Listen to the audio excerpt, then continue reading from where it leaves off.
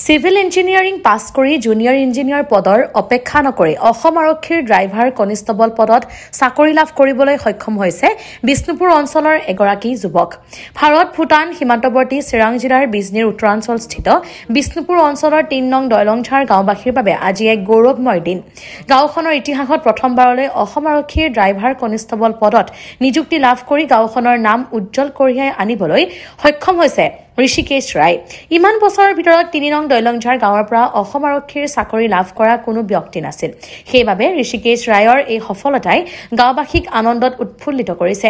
পিতৃ শিক্ষক নবীন চন্দ্ৰ ৰায় আৰু মাতৃ ৰীতা ৰায়সহ পৰিয়ালৰ সৰ্বাংগীন সমৰ্থনে এই সফলতাৰ আগবাঢ়ি দিছে।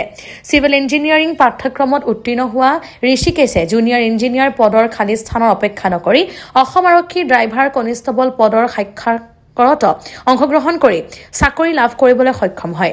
তেওঁৰ এই সিদ্ধান্ত আৰু অধ্যৱসায় শেষত তেওঁক সফলতাৰ শীৰ্ষলৈ লৈ গ'ল।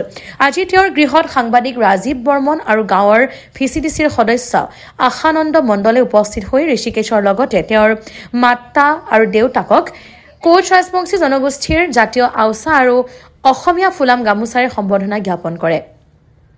যদিও চাকৰি অফিচাৰ ৰেংকৰ নহয়, তথাপিও ৩ নং দৈলংঝাৰ গাঁওখনৰ বাবে এইটো এক ডাঙৰ সফলতা, কিয়নো অসম আৰক্ষীত চাকৰি লাভ কৰা প্ৰথমজন ব্যক্তি হিচাপে ঋষিকেশ ৰায়ে গাঁওখনৰ নাম সমগ্ৰ অঞ্চলত উজ্জ্বল কৰি তুলিছে।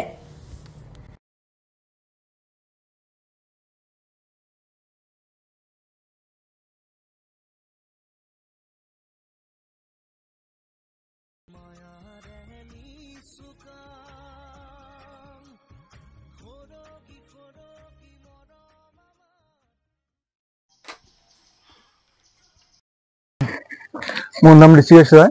পোনপ্ৰথমে মাননীয় মুখ্যমন্ত্ৰী মহোদয়ক অশেষ ধন্যবাদ জনাওঁ, কাৰণ তেখেতৰ এই প্ৰচেষ্টাত আমি স্বচ্ছ আৰু নিকা নিযুক্তি প্ৰক্ৰিয়া সম্পন্ন কৰিছে। সেইবাবে তেখেতক বহুত বহুত ধন্যবাদ জনাওঁ। আৰু মই অসম আৰক্ষীত ড্ৰাইভাৰ কনষ্টেবলত চিলেকশ্যন পাবলৈ সক্ষম হৈছোঁ।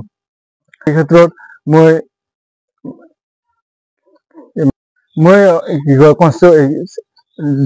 ডিফেন্সৰ চাকৰিৰ কাৰণে মই 5 বাৰ ইণ্টাৰভিউ দিছিলোঁ আৰু প্ৰত্যেকবাৰ বিফল হৈছিলোঁ, আৰু এইবাৰ মই 6 নম্বৰ বাৰত সফলতা অৰ্জন কৰিবলৈ সক্ষম হ'লোঁ। মই হাই ছেকেণ্ডেৰী কমপ্লিট কৰাৰ পিছত মই চিভিল ইঞ্জিনিয়াৰিং কমপ্লিট কৰিছিলোঁ আৰু সেইটো কমপ্লিট হৈছিলে। আৰু মই কমপ্লিট কৰি মই বহি থকা নাছিলোঁ, আৰু তাৰ লগতে মই অসম আৰক্ষীৰ প্ৰস্তুতি চলাই আছিলোঁ। আৰু মোৰ সপোন আছিল অসম আৰক্ষীত যোগদান কৰা, আৰু মই অসম আৰক্ষীৰ ড্ৰেছ পিন্ধি কাপোৰ পিন্ধি মোৰ অসমৰ হৈকে কাম কৰিবলৈ মোৰ বহুত হেঁপাহ আছিলে। বহি থকা নাছিলোঁ, মই তাৰ মাজতে প্ৰস্তুতি চলাই আছিলোঁ অসম আৰক্ষীৰ কাৰণে। মই এইটো কমপ্লিট কৰা 1 বছৰমান হ'ল। এতিয়া 1 বছৰৰ ভিতৰত মই 1 বছৰ এতিয়া অসম আৰক্ষীত নিযুক্তি পত্ৰ পাবলৈ সক্ষম হ'লোঁ। অসম আৰক্ষীৰ চাকৰি পচন্দ হ'ল? হয়, মই অসম আৰক্ষীৰ চাকৰি বহুত ভাল পাওঁ। মই এতিয়া অসম আৰক্ষীত যোগদান কৰি মই উচ্চ পদস্থৰ কাৰণে প্ৰস্তুতি চলাই যাম। আৰু ইঞ্জিনিয়াৰিং চাকৰিৰ কাৰণে মই পঢ়িছিলোঁ এইটো, কিন্তু মোৰ সপোন আছিল অসম আৰক্ষীত যোগদান কৰা। যদি মই এইটো অসম আৰক্ষীত বয়স থাকে, এটা বয়স পাৰ হৈ যায়, তেতিয়া মই ইঞ্জিনিয়াৰিং লাইনত সোমাই যাম বুলি মই ভাবিছিলোঁ। মই ইঞ্জিনিয়াৰিংটো মই গোৱালপাৰা পলিটেকনিকত কৰিছিলোঁ।